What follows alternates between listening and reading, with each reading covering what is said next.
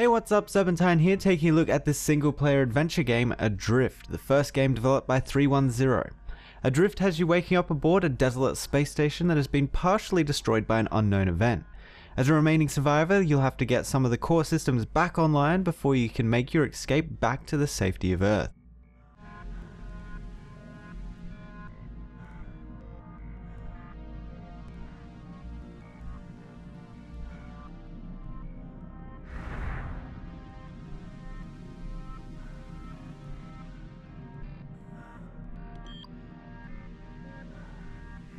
The core gameplay in Adrift is based around exploring the remains of the shattered space station, attempting to repair its various modules like communications so you can get help from mission control, and the escape shuttle so that you can make your escape to Earth.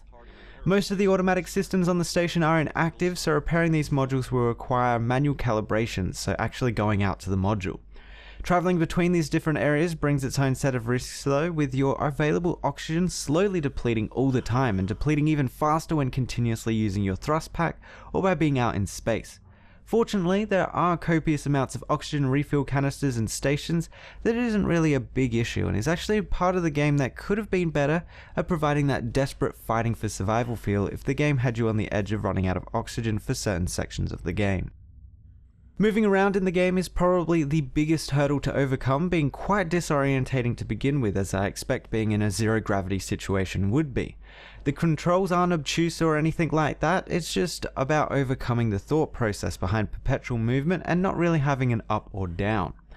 Not getting the hang of the movement quickly can be bad, not only spinning around and wasting oxygen trying to propel yourself in the correct direction, but when you run into things like walls or debris, your suit will take damage. The amount of damage your suit has taken is shown visually through the visor, with cracks beginning to form and get bigger with the more damage you take. Imagine the suit does eventually break, but as hard as I did try throwing the character against walls and debris, the suit held up pretty well. There are suit repair machines that are found around the station though if things do get a little bit iffy that you can make it like new again. Starting out, your suit will be pretty badly damaged after the station was destroyed, with all of its four main systems including oxygen, thrust, maneuverability and integrity working at less than 50%. There are certain areas around the station that can repair these systems individually and actually separate the game into quarters, with about every hour or so bringing in a new suit system repair, as well as a station module repair, of which there are also 4. Once you've got the hang of the movement in Adrift, or at least when the game expects you to be used to it by now, it throws some large moving obstacles your way, requiring you to dodge them or take a hefty hit from them, damaging your suit, reducing your oxygen supply significantly, as well as sending you flying in the direction the moving object was heading, requiring you to restabilize your movement. Overall, the gameplay is fairly simple and doesn't require much from the player other than navigation. Being a VR developed game, I imagine it was somewhat restricted in the terms of what it could actually implement. There are however areas that could have been adjusted for the PC version, like limiting the availability of oxygen, but Adrift is more about exploration while enjoying the scenery and the small portions of story.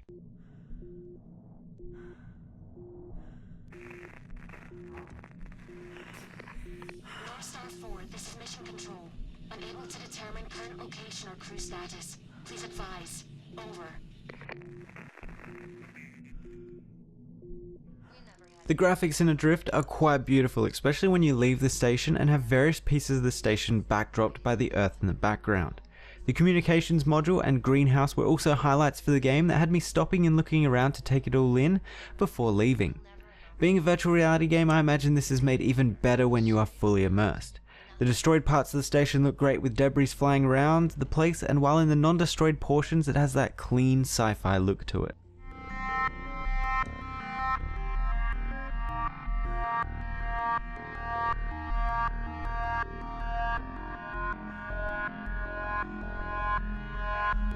The sound in Adrift is actually quite vacant, with most of the game only consisting of your breathing in the suit, reinforcing just how alone you really are.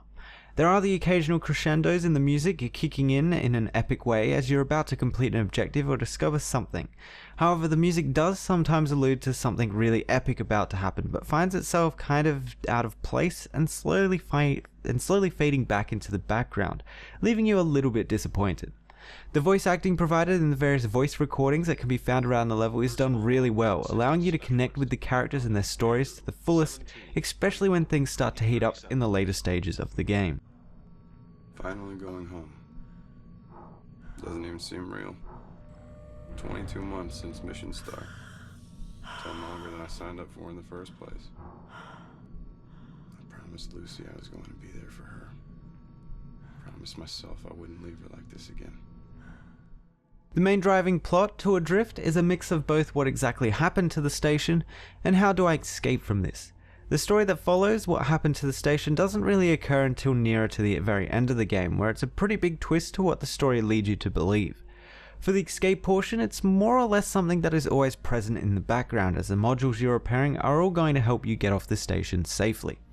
There are also various side stories that explore the personalities of the station's crew via emails, voice recordings, and exploration of their rooms, like this poster floating around for one of the crew's daughter's music recitals that he missed while aboard the station. The areas that the story touches on is actually quite surprising and goes quite deep into the psyche of those aboard the station and the effects isolation had on them. It even has you questioning whether or not the reason behind the station's current state of destruction was caused by one of the crew in a sabotage attempt.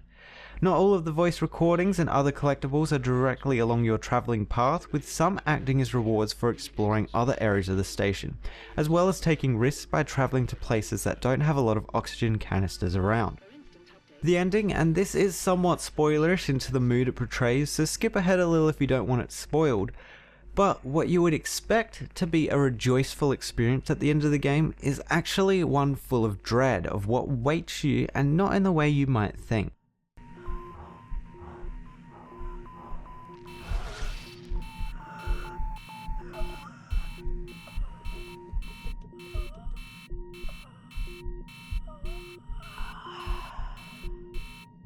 Altogether, Adrift receives an average rating.